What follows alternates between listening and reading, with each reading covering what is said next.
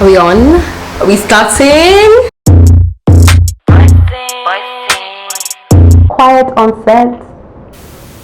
Thank you. Hey, hi, welcome back to my channel. If you're new here, my name is Zilani, and even if you're not new here, you might have forgotten because it's been like 6 months. Have you been? It's been a while. You good? The signs of being an African child is being 22, and I'm still scared to talk about dating because my parents might watch this. In fact, my parents will watch this. They'll probably be the first ones. Hi, mom and dad.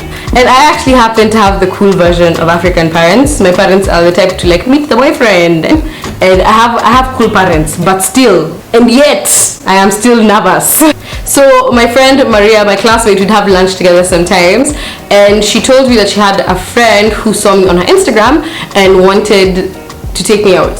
And I was like, oh, okay, show me a picture first. She told him he can message me on Instagram. So we started talking on Instagram. He seems like a nice enough guy. Like we shared the same taste in music and stuff like that. And barely had any pictures. So I was like, kind of weird. Like for someone who's in uni, like there's some pictures, there's some posts, there's some evidence of this person's existence on the internet, and his was bare minimum. This should have been the first red flag.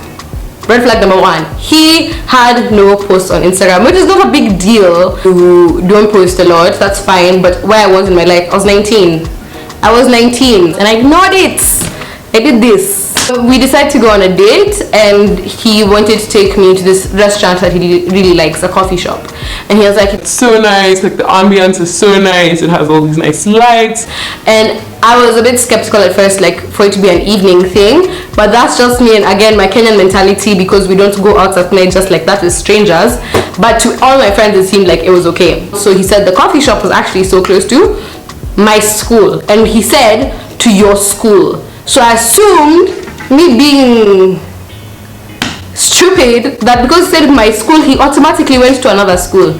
We will revisit that also. Our plan was to go for this open mic night that was happening at my school, and then we go to his favorite coffee shop. Okay, so I get ready. Of course, I'm being safe. I tell my roommates I'm going for a date. I want to have my Snapchat location on so they can know if anything is like, you know, if I get in trouble or something, I won't know where I am because it's a new country. I won't really know the streets or how to get there. The day comes and I'm cute.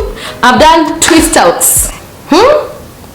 Twist outs. I've changed outfits like 3 times. I'm waiting for this guy because the open mic night started at 6 p.m. But Mans is not here and it's 7. So he texts me, he's like, he's just held up a bit, he'll be there in a few. A few ends up being 9:30 p.m. 9:30. I was like, it's okay, it's alright. Open mic night already finished. And why I was so agitated with this is because in America things close early. Things close so early. All the establishments and everything, clubs, restaurants, everything is closed by latest 2 a.m. We're going to get something to eat at 10:30. 9:30 is when he texted me. He hadn't arrived. He texted me that he's almost there. So already I'm agitated. I'm leaving my dorm. I'm walking towards where he's saying his car is. So I'm on the phone trying to talk to this man, like, where are you? I'm at the parking lot. He says I'm at parking lot B. I'm next to this and this building. So I'm looking in the area at my eye level, and I'm not seeing anyone that could be waiting for me. Why I say that is because I was looking for someone at least this tall. You must be this tall to take me on a date. And then he says, are you wearing all black? And I'm like, yeah, you can see me. And he's like, yeah, I'm waving. That is that I'm seeing a hand up because Maz was behind his car. I don't know how to say this next part without sounding mean, but he was vertically stunted. He was short. He was a short man. He was short. He was quite short. He was like here. And I was wearing sneakers. I wasn't wearing heels. I'm a bit tall. I'm 5'7". And short kings, there's people out there for you. They're there. It's just not me. It's just not me. I mean, I like tall men. Gigantic. Freakishly large. So I see him, and as I'm walking up to him, the height difference becomes more and more clear. Because now he's like here in my face. And really not in my face, he's at my chin. He put his arms out like this. I was ready for a handshake, and he goes like that. But then he's here in my chest. It's too late. Now we are here. he has seen me. We have said hello. So because the open mic night was basically done, we just decided to go straight to the coffee shop. So far, man was late. 2, he was short. Not a bad thing for him, just not for me. It sounds bad anyway, say it. We pull up to the coffee shop, and turns out it's not just a coffee shop. It was a coffee shop / a hookah store. Hookah, shisha, same thing. In America, I never saw it being called shisha. It was always called hookah. There's one problem. I'm 19, which means for America, I am underage to be at a hookah lounge. Mans hadn't thought about that. We had been talking on Instagram, and it had been very clear how old I am because it was in my bio. He commented and liked one of my pictures that from my birthday, my last birthday, my 19th birthday, and I was in my first year of uni. He knew around what age I was. They tell us we can't sit in the outside sitting area because that's where the hookah lounge and the hookah is usually served, but we can sit inside the coffee shop. It's 10 o'clock. They're about to close. They're not serving meals anymore because Mans was late. Why am I here? Must I? Is it a must? Is dating a must? And I remember this is around the time I just made a video on my YouTube talking about my pet peeves, and literally one of my pet peeves is just men, and I said I am done, and then see me there on a blind date that was just nonsense. So sitting there and we talk and we realize we actually have almost nothing in common. We had nothing in common, and I was bored. He's asked me about school, and I just asked him, which school do you go to? And he's like, he doesn't go to school, he works at a school. And I was like, oh, like you are working to save up to go to school? And no, he was a lab tech at one of the universities close by, and he was 36. Can I come closer? 36. He was 36. 36. The man was 36. This girl Maria sets me up with her uncle. I should have known. Turns out that's how Maria knew this guy. It was her uncle that she was setting me up with. I was 19.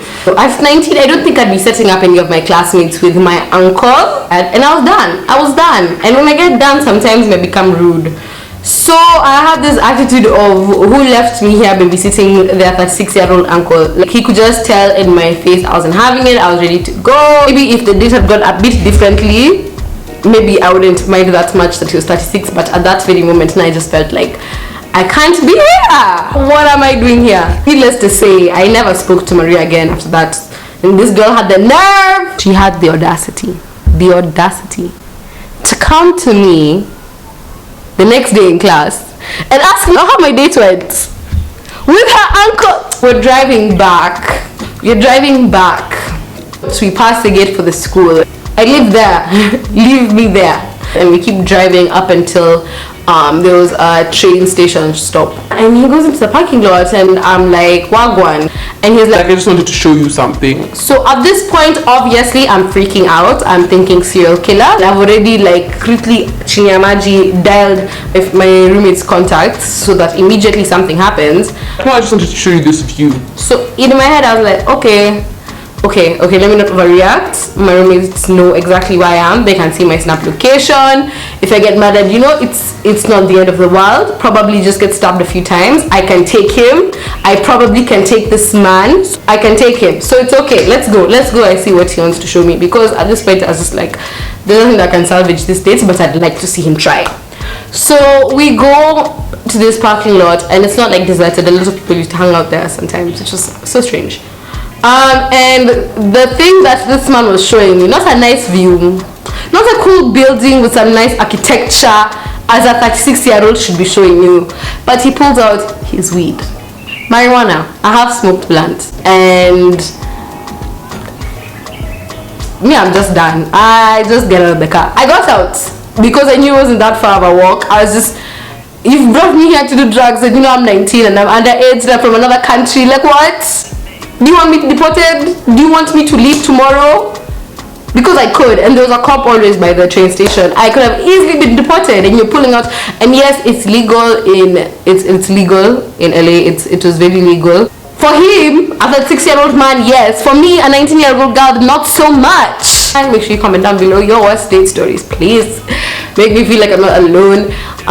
Make sure you subscribe so that you can get the next one as soon as it comes out, and you also have to turn on your post notifications so that you don't miss it when I upload it or when I upload any other video. Thank you guys so much for watching.